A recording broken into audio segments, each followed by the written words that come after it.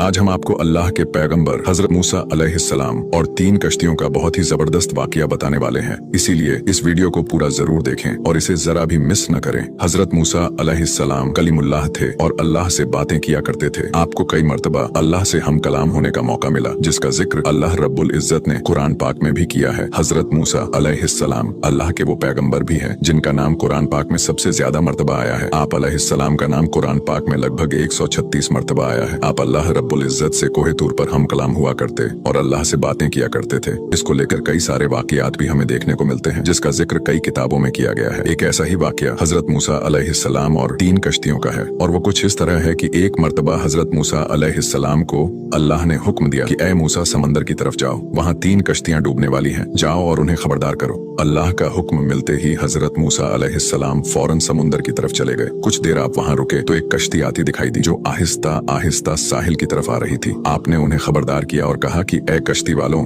अल्लाह का हुक्म आने वाला है, होशियार रहना। उन लोगों ने जवाब दिया कि ए अल्लाह के नबी, आप जानते हैं कि अल्लाह के हुक्म को कोई टाल नहीं सकता, हम तो उसके बंदे हैं जो उसके हुक्म के पाबंद हैं। कश्ती वाले ये बात कह ही रहे थे कि अचानक मौज उठी और कश्ती डूबने लगी। कश्ती पर सवार लोग अपनी अपनी जान बचाने की कोशिश कर रहे थे कि अचानक एक और जबरदस्त मौज उठी और वो कश्ती डूब गई और वो मौज उसे बहाकर समंदर की तह में ले गई। थोड़ी देर बाद मूसा अलैहिस्सलाम को एक और कश्ती नजर आई तो मूसा अलैहिस्सलाम ने उन्हें भी खबरदार किया और कहा कि ए कश्ती वालों, जरा मुहतात होकर आना। तो उन लोगों ने भी वैसा ही जवाब दिया जैसे कि पहले कश्ती वाले लोगों ने दिया था कि जो कुछ होना है होकर रहेगा, और ये कहकर वो लोग किनारे की तरफ आते रहे। थोड़ी देर बाद एक मौज उठी और वो लोग भी उसी तरह समंदर में डूब गए। हजरत मूसा अलैहिस्सलाम अल्लाह की हिकमत के बारे में सोच रहे थे कि तभी आपको तीसरी कश्ती आती हुई दिखाई दी। जब आपने तीसरी कश्ती देखी तो आपने उन लोगों को भी खबरदार किया और उन लोगों को नसीहत की कि ए कश्ती वालों, खबरदार हो जाओ, क्योंकि अल्लाह का हुक्म आने वाला है। अल्लाह से माफी मांग लो और जरा मुहतात होकर आओ। मूसा अलैहिस्सलाम की बात सुनकर उन लोगों ने जवाब दिया कि ए अल्लाह के नबी, जिस तरह आप सच्चे हैं उसी तरह अल्लाह का हुक्म भी अटल है, जिसे कोई भी नहीं बदल सकता। लेकिन इन सब के बीच में अल्लाह की रहमत भी है, तो हम उसकी रहमत से क्यों मायूस हो। लिहाजा हम अल्लाह की रहमत पर भरोसा करके वापस आ रहे हैं और वो अपनी रहमत के सदके हमें जरूर अमन और सलामती से किनारे पर पहुंचा देगा। कश्ती वालों का ये जवाब सुनकर हजरत मूसा